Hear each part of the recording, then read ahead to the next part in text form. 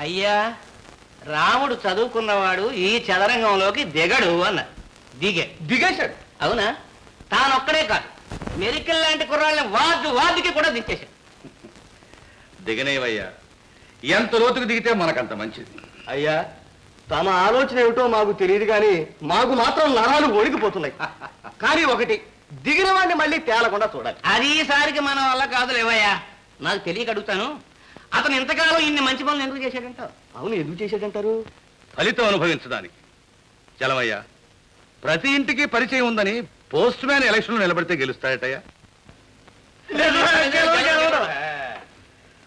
ఎలక్షన్లో కావాల్సింది పరిచయాలు పరపతి కాదయ్యా. మరి అంతకు మించింది మరొకటి ఉంది. ఏమిటంటారు? సమయం చెప్తాను లేవయ్యా.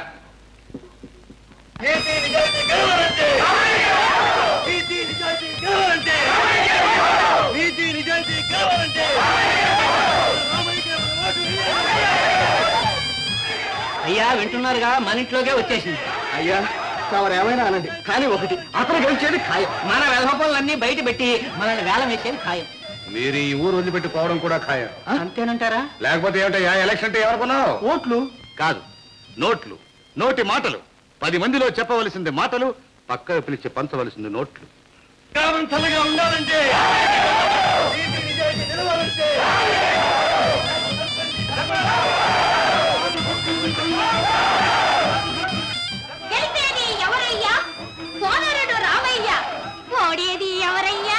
అది సరేగాని పిచ్చి తల్లి, నాకు తెలియక అడుగుతాను, నీ ఓటు ఎవరికి వేస్తావమ్మా?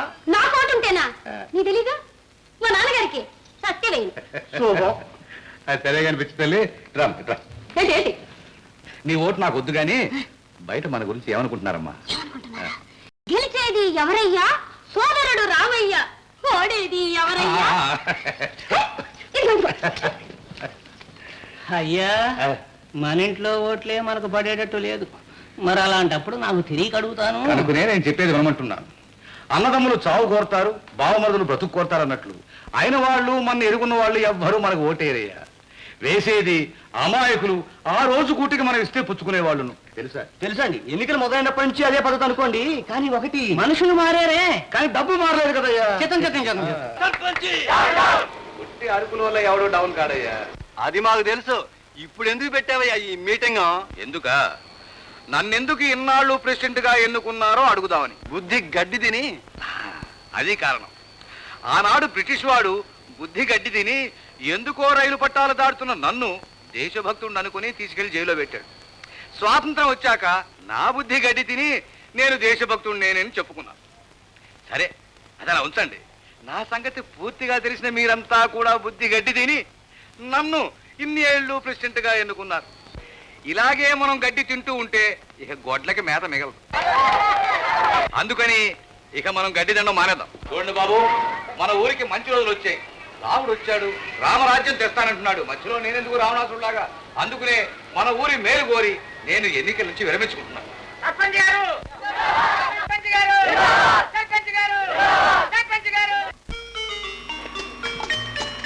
బాబాయ్, ఏదో పెద్ద ఎలక్షన్ స్టంట్ లాగే ఉంది.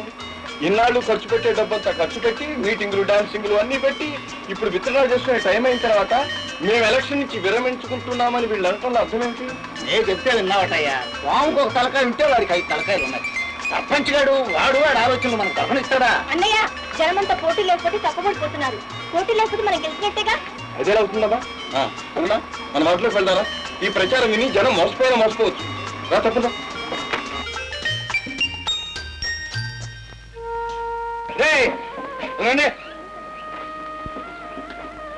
ఏదిరా ప్రచారం మానేశారు?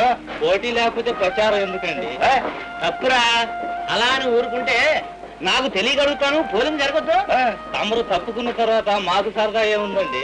అవును, మరి మన సర్పంచ్ గారికి ఎలక్షన్ లో ఎవరిని ఎలా సర్దుకురావాలో తెలుసు. రాముకే తెలుసు.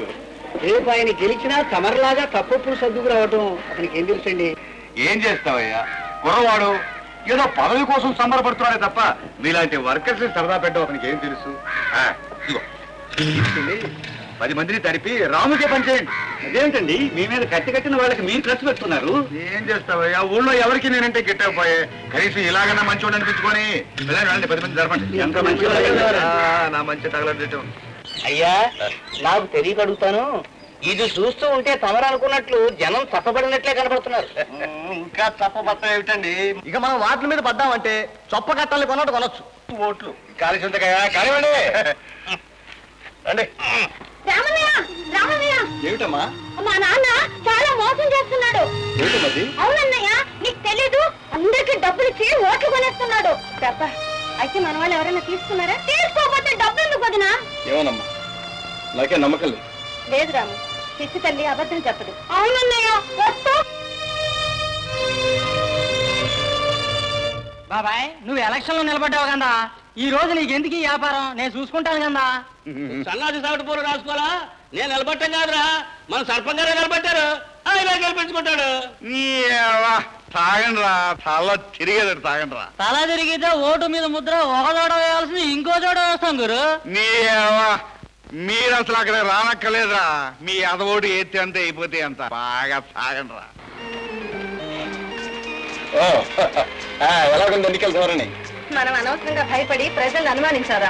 డబ్బేం పనిచేయట్లేదు అన్నమాట. ఏం చేయడం లేదు, పైగా మన ఉత్సాహం చూస్తుంటే ప్రతి వార్డులో మనమే గెలిచేట్టు.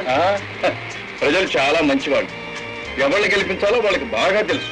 అవునవును, లెక్కేసినప్పుడు తెలుస్తుంది, ఇప్పుడు కాదు. బాబాయ్, నువ్వు ఒట్టి శకున పక్షివి. ఇప్పుడు ప్రజలు మీ పాత రోజుల్లో లాగా అమాయకులు కాదు, పెత్తందారులను చూసి భయపెట్టడానికి. వాళ్ళని చూసి భయపడిపోవచ్చు, డబ్బును చూసి. అయ్యా, తమ గెలుపు ఖాయం, అందుకే తమ కోసం ఒక దండకం సిద్ధం చేసేస్తారు. ఆచార్య గారు, ఇదిగో మీ దండకం రెండు శుద్ధ దండగా. అయ్యా, నీ దండకం ఏముందయ్యా, ఎవడ గెలిస్తే వాడి పేరు పెట్టి చదువుతాం. వెళ్ళిదా సరే బాబాయ్, కదా బయలుదేరారు.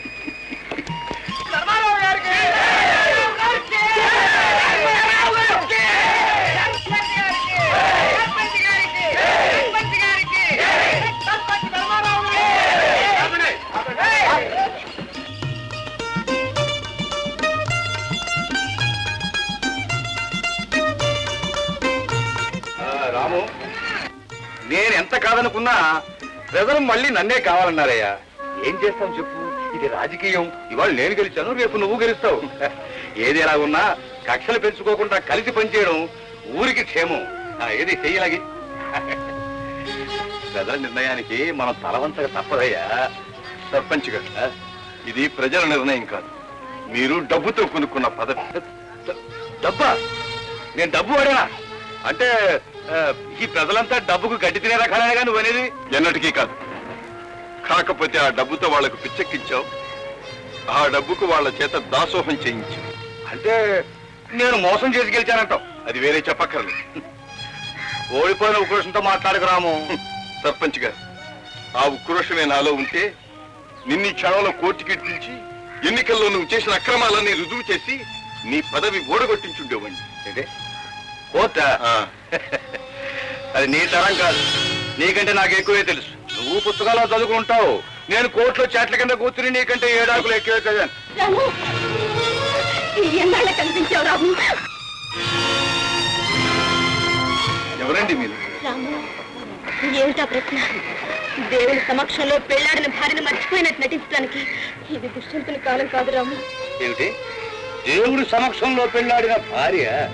మీరేదో పొరపడ్డారు, నన్ను చూసి ఎవరైనా అనుకుంటున్నారో ఏమో. ఎందుకు రాము ఆ నటన? లోకంలో ఎవరన్నా గుర్తించలేరేమో కానీ బిడ్డ తల్లిని, భార్య భర్తని మర్చిపోలేడు రాము. ఏమిటండి మీరు అనేది? మత్తుండే మాట్లాడుతున్నారా? మతే ఉంటే ఆనాడు పొరపాటు చేసి ఈనాడు ఇలా అవమానపడేదాన్ని కాదు. కానీ రాము, దైవ సాక్షిగా నువ్వు కట్టిన ఈ మంగళసూత్రం నుంచి తప్పుకోవడం అంత తేలికైన పని కాదు. అమ్మాయి, నా మాట కాస్త విను. నీకు నిజంగా మతి స్థిమితంగా ఉందా అని. తమరు డాక్టర్నా బాబు? కాదమ్మా, నేను ఈ ఊరు పంచాయతీ బోర్డు ప్రెసిడెంట్ని. అలాగా అయ్యా, పాదాలు పట్టుకుంటాను. మీ బిడ్డలు అంటదాన్ని నన్ను అన్యాయం చేయొద్దని మీరన్నా చెప్పండి. నీ మాటలు వింటుంటే నువ్వు మంచిదానిలాగా కనిపిస్తున్నావు, కానీ మా రాము గడ్డలు పెళ్లి కాలేదే. మా పెళ్లి జరిగినట్టు మా అమ్మ నాన్నలకే తెలియదు, మీకెలా తెలుస్తుంది? వారు కాలేజీలో చదివే రోజుల్లో నన్ను ప్రేమించారు, పెళ్ళాడుతానన్నారు. మీ అంతస్తుకు తగిన దాన్ని కాదు అన్నారు. నాకు కావలసిన ఆత్మీయత కానీ అంతస్తు కాదన్నారు. కట్టుబట్టారు. 10 మందిలో పెళ్లి చేసుకుందామంటే పెద్దలకు తెలిస్తే చదువు మానిపిస్తారని రహస్యంగా గుళ్ళో పెళ్లి చేసుకుందాం. బాగుంది. ఎవరికి తెలియకుండా రహస్యంగా కాపురం పెట్టి నన్ను నమ్మించి ఎక్కడికో వెళ్ళిపోయారు. నేనేం పాపం చేశానండి? నీ కళ్ళని చూస్తే ఈ పెళ్లి జరిగినట్టే ఉంది. ఆచార్య గారు, ఇదంతా అబద్ధం అండి. అసలు ఈ అమ్మాయి ముఖమైనా నేను చూడలేదు. రాము, ఎంత ఆడదానైనా సాక్ష్యాలు లేవనుకోకు. అవసరమైతే సాక్ష్యాలను కూడా తేగలను బాబు. ఏమిటి, సాక్ష్యాలు కూడా ఉన్నాయా? అర్థమైనదయా ప్రజాసేవ కారణం. పూర్వం రోజుల్లో చేసిన తప్పులు కప్పిపుచ్చుకోవడానికి సన్యాసంలో కలిసేవారు. ఇప్పుడు ప్రజాసేవ చేస్తున్నారు. ప్రజాసేవ బిఏ చదివి ఉద్యోగం చేయకుండా ప్రజాసేవలో పడ్డావంటే అప్పుడే వచ్చింది నాకు అనుమానం. ఇదా కథ? ఎందుకయ్యా అంత కోపం? ఎంత నిజం కాకపోతే ఒక ఆడ కూతురు 10 మందిలో ఒక మగాడిని పట్టుకుని నువ్వే నా భర్త అని అడగలుగుతుందా? కావాలంటే పంచాయతీ పెట్టండి బాబు, సాక్షాత్ రుజువు చేసుకుంటాను. వద్దమ్మా, ఆ నింద కూడా నాకెందుకు. ఇప్పుడే ఆయన మీద గెలిచానేమో న్యాయం కూడా అన్యాయంగానే కనిపిస్తుంది. ఏదో సాక్ష్యాలంటూ ఉన్నాయంటున్నారు కాబట్టి కోర్టు వెళ్ళి ఆ పైన భగవంతుడు ఉన్నాడు. పెద్దలు అన్నారమ్మా, ఆడదాని బ్రతుకు అరిటాకు లాంటిదని. అతనికి మగవాడు. ఇప్పుడు నీ గతేం కావాలి? అమ్మా, ఆ అమ్మాయి కథ నువ్వు కూడా నమ్ముతున్నావా? కథ కాదమ్మా, కన్నీళ్లు నమ్ముతున్నాను. ఏ ఆడది ఒక మగాణ్ణి తన భర్తని చెప్పి కనికరించమని కాళ్ళ మీద పడదమ్మా. భర్త కానిదే. నేను నమ్మలేకపోతున్నానమ్మా. అది నాకు తెలుసు తల్లి. నమ్ముకున్నవాడు ఎంత ద్రోహం చేసినా ఏమీ చేయలేదని అనుకుంటాం ఆడవాళ్ళం. అంతకన్నా ఏం చేయగలం? నిందలెప్పుడు నిజాల్లాగానే కనిపిస్తాయమ్మా. నిజాలు కూడా రుజువు అయ్యేంత వరకు నిందల్లాగే కనిపిస్తాయి తల్లి. కానీ రాము ఈ రోజు ఎంత కాదన్నా రేపు కోర్టు వారు అవునంటే నీకైతే ఏమవుతుందో ఆలోచించు. అమ్మా, నన్ను కాస్త ప్రశాంతంగా ఉండనివ్వు. వీరు పెళ్లి జరిపిన పురోహితులు మీరేగా? అవునండి. ఎప్పుడు జరిగిందో చెప్పగలరా? తారీఖుతో సహా మా దేవాలయం రసీదు ఉందండి. ఇదేనా? అవునండి, ఇదే. That's all your honour. ఈ రసీదు మీరు ఈ మధ్యనే తయారు చేసిందని నేనంటాను. ఏమంటారు? కాదని నేనంటాను.